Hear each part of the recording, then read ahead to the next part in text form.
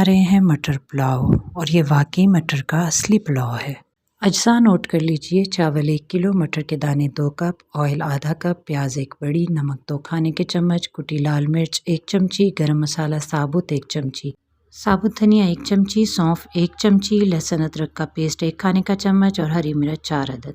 सबसे पहले प्याज को ऑयल में डालकर हम फ्राई कर लेंगे और जिस वक्त प्याज का रंग बदलना शुरू होगा तो हम इसमें डालेंगे गरम मसाला साबुत, जिसमें लौंग, दालचीनी, बड़ी इलायची और सिया मिर्च साबुत मौजूद होगी और साथ ज़ीरा होगा।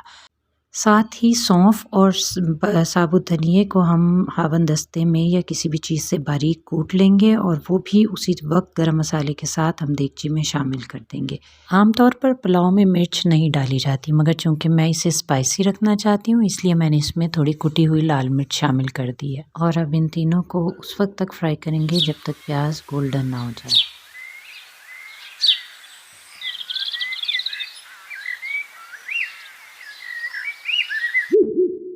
देखिए अब प्याज तकरीबन गोल्डन हो गई है तो हम इसमें लहसुन अदरक का पेस्ट शामिल करेंगे और 2-4 चम्मच चलाने के बाद इसमें हम मटर के दाने शामिल कर देंगे।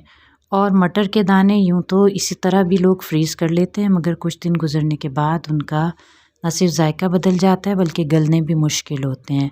तो अभी मैं इस वीडियो के एंड पे आपको एक टिप बताने लगी हूँ कि जिससे मटर के दाने बहुत लंबे अरसे तक के लिए फ्रीज़ किए जा सकते हैं, इस तरह से कि ना उनका गलना मुश्किल हो उसके बाद और ना उनका रंग बदले। हमने साथ ही इसमें नमक ऐड कर दिया है और चंद मिनट भूनने के बाद हम इसमें पानी ऐड कर देंगे और ढक देंगे देगची को ताकि पानी में अच्छा सा उबाल आ जाए। आपने मटर को काफ़ी हद तक गला लेना है मगर मुकम्मल तौर पर नहीं। उसको तकरीबन 5 से 10 मिनट आप वो उबाल आने दें पानी के अंदर, देगची को ढक के रखें ताकि मटर काफ़ी हद तक गल जाएं।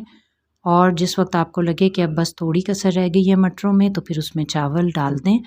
और चावलों के लिए आपको पानी का अंदाज़ा हमेशा करना होगा, तकरीबन आधी उंगल के बराबर, यानी 2 पोर आपकी उंगली के जो हैं इतना चावल से ऊंचा पानी होना चाहिए।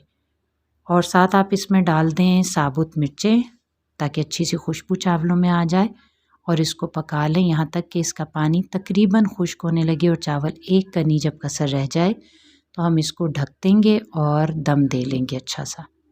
अगर जिस वक्त आप चावल दम के लिए रख रहे हैं आपको लगता है कि पानी इसमें तकरीबन खुश्क हो गया है और चावलों में अभी ज़्यादा कसर बाकी है, तो उसका एक तरीका ये होता है कि ढक्कन ढकते वक्त आप ढक्कन पर गीला दस्तरखान या कोई कपड़ा गीला करके और उसमें ढक्कन को लपेट कर और ढक्कन उस वक्त ढक के दम दें। आप जब गीले कपड़े से आप उसको दम देंगी तो जो पानी की कमी है चावलों में वो पूरी हो जाएगी और चावल भी अच्छी तरह गल जाएंगे। और ये देखिए 10 मिनट दम देने के बाद हमारे चावल तैयार हो गए हैं। इन्हें दही और चटनी के